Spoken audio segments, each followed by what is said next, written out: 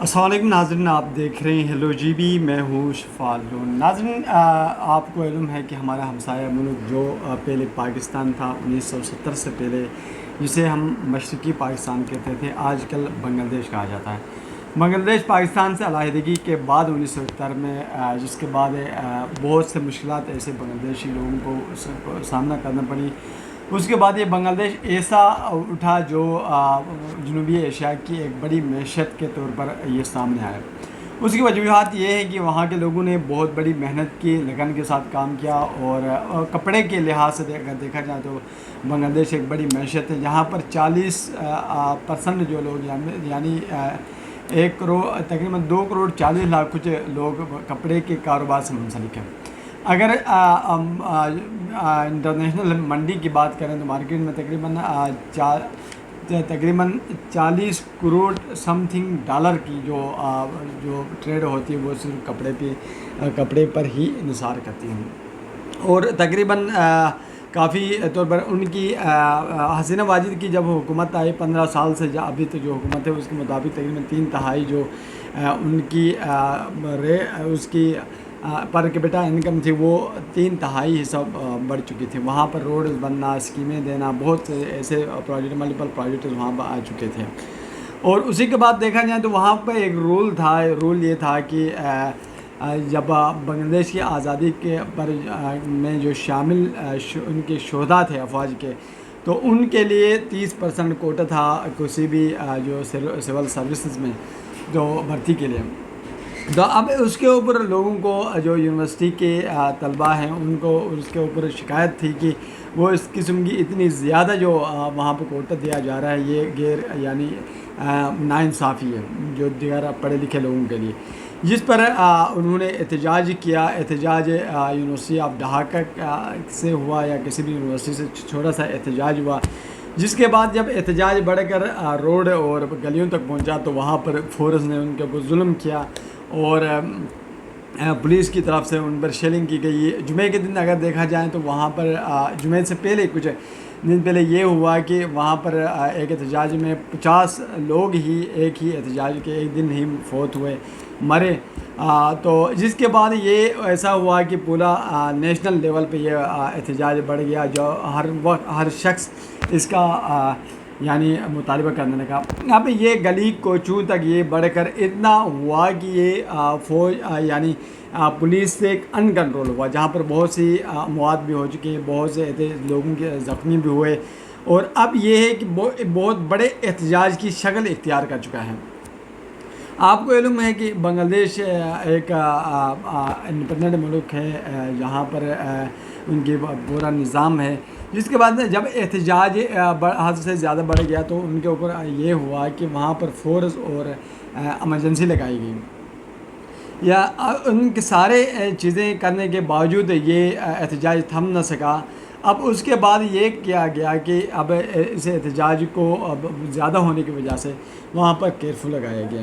لوگ ابھی ڈٹے ہوئے کہتے ہیں کہ اتنا بڑا ظلم اتنا بڑا جو کینڈیڈیٹ یعنی ان کے فوجیوں کو جو شہدا ہیں جو جنگ میں حصہ لے گئے ہیں ان کو دیا جا رہا ہے، دیگر جو نوجوان ہیں جو پڑھے لکھے لوگ ہیں ان کے ساتھ زیادتی ہوتی جا رہی ہے۔ ناظرین، یہ تو بنگلہ دیش کی صورتحال ہیں جہاں پر عوام ڈٹ چکی ہے، عوام یک زبان ہو کر باہر نکل آئی ہے۔ اب فورس کے ہاں بھی یعنی ان کی گنجائش نہیں رہی کہ عوام کو قابو میں لایا جا سکے۔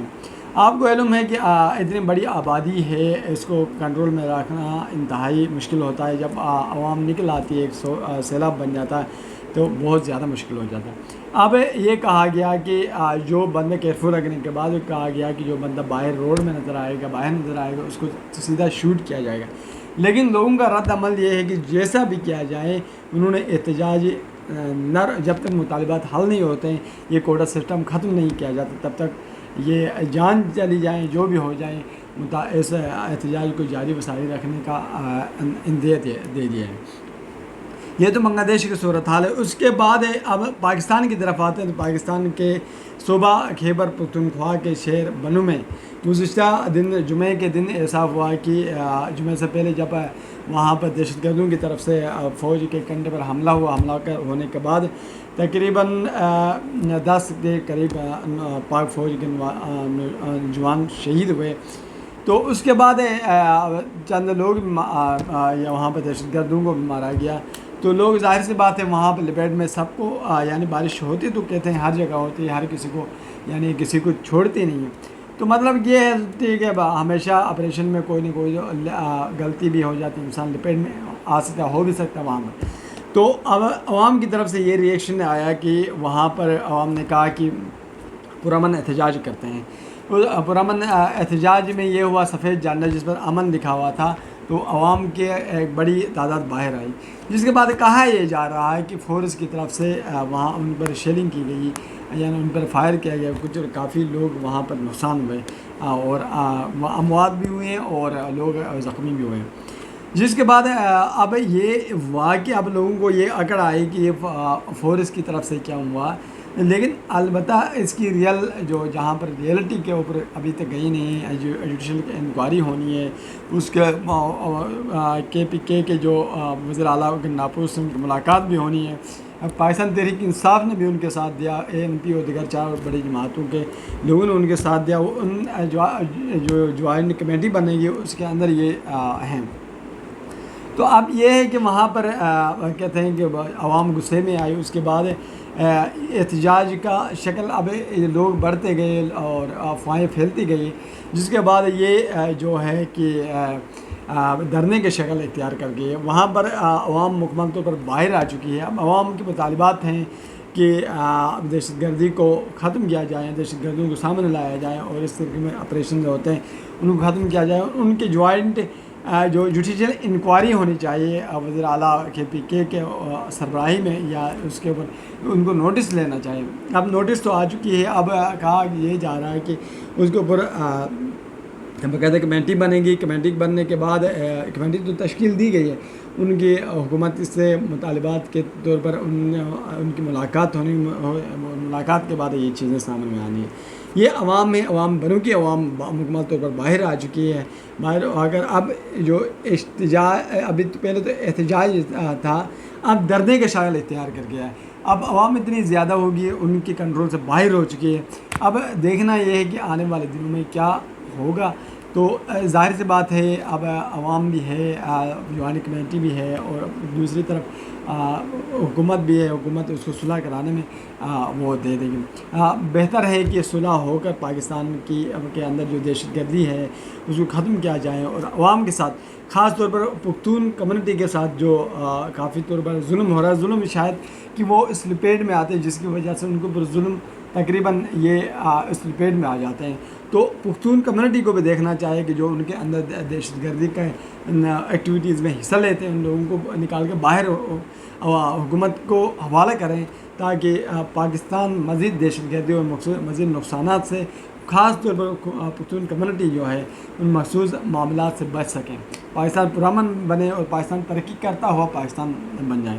یہ جو معاملہ تھا یہ بنوں کا معاملہ ہے. اب آتے ہیں ہم ایک اور نیوز ہے. پاکستان تحریک انصاف کے لیے ایک بڑی بری خبر یہ ہے. پاکستان تحریک انصاف کے بڑے جو ممبر قومی اسمبلی شفقت محمود صاحب، وہ اپنی سیاست سے یعنی دستبردار ہو چکے ہیں. سیاست سے انہوں نے ریٹائرمنٹ لی ہے. تقریباً 34 سال کے لگ بھگ پہلے انہوں نے سیاست جوائن کی. پہلے وہ کسی بڑے پوسٹ میں تھے، سرکاری پوسٹ، وہاں سے ریٹائرمنٹ لینے کے بعد سیاست جوائن کی. 2013 سے تقریباً 2018 تک قومی اسمبلی میں رہے، اور اس کے بعد وہ فیڈرل منسٹر بنے. پاکستان تحریک انصاف کی طرف سے وہ جیت کر، اپنے حلقے کے عوام کی طرف سے جیت کر وہ فیڈرل منسٹر آف ایجوکیشن بنے. جس کے بعد ان کی بڑی خدمات تھی، اور انہوں نے اپنی خدمات بھی اس ملک کی ایجوکیشن سسٹم کے لیے دی. خاص طور پر جب کرونا کا سسٹم تھا، اسکول سارے بند تھے، اس وقت انہوں نے ایک بہترین حکمت عملی کے ذریعے پاکستان کے اسکول سسٹم کو، پاکستان کے ایجوکیشن سسٹم کو رن کرنے میں اہم کردار ادا کیا. اب انہوں نے پاکستان کی سیاست سے علیحدگی اختیار کی اور ریٹائرمنٹ لینے کا فیصلہ کیا.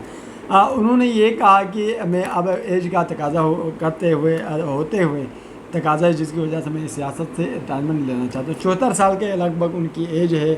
ظاہر سی بات ہے ایک بڑی ایج وہ کراس کر چکے ہیں.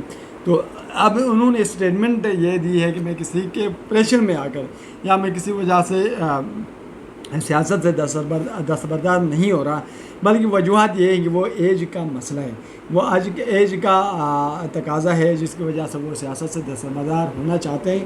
اور پاکستان تحریک، وہ انہوں نے کہا ہے پاکستان تحریک انصاف، خاص طور پر عمران خان نے میرے بڑی یعنی انہوں نے مجھے خدمات سونپی تھی، میں نے وہ اپنے بساط کے مطابق کر لی. اور انہوں نے شکریہ ادا کیا عمران خان کا اور پی ٹی آئی کا. اس کے ساتھ انہوں نے یہ کہا کہ میری حلقے کی عوام نے 2 دفعہ مجھ پر اعتماد کیا، مجھے جتایا، اور میں نے ان کی خدمات جتنے تھے بساط کے اندر وہ دے دیں. پھر انہوں نے کہا کہ میں یہ کسی کے پریشر میں آ کر یہ نہیں کر رہا ہوں، بلکہ سیاست کو چھوڑ رہا ہوں. اور انہوں نے ایک اور بات کہی کہ اب سیاست چھوڑیے، سیاست کے بعد کیا کریں گے. سیاست کے بعد انہوں نے یہ کہا کہ میں سیاست کے بعد میں درس و تدریس میں یعنی پڑھنے لکھنے کے عمل میں زیادہ میں اپنا وقت خرچ کروں گا. تو اس کے ابھی ان میں خدمات کرتے ہیں. ظاہر سی بات ہے وہ کتاب لکھتے ہیں، رسالہ لکھتے ہیں، کوئی کالم لکھتے ہیں. اس طرح کے معاملات جو ہیں اس پر شفقت محمود صاحب اپنی خدمات دیں گے. تو ناظرین یہ تھی کہ پاکستان تحریک انصاف کے لیے ایک بڑی نیوز تھی، بری نیوز جو ایک بڑی وکٹ گری ہے. تو یہ معاملات ہیں جو آپ کے سامنے رکھیں. اس کے بعد مجھے اجازت دیں. اجازت سے پہلے اگر آپ سن رہے ہیں مجھے تو ایک چھوٹی ریکویسٹ یہ ہے کہ چینل کو سبسکرائب کریں اور بیل آئیکن کو اوپن رکھیں تاکہ آنے والی نوٹیفیکیشن آپ سب کو آگاہ رکھیں. اسی کے ساتھ مجھے آپ اجازت دیجیے. اللہ حافظ.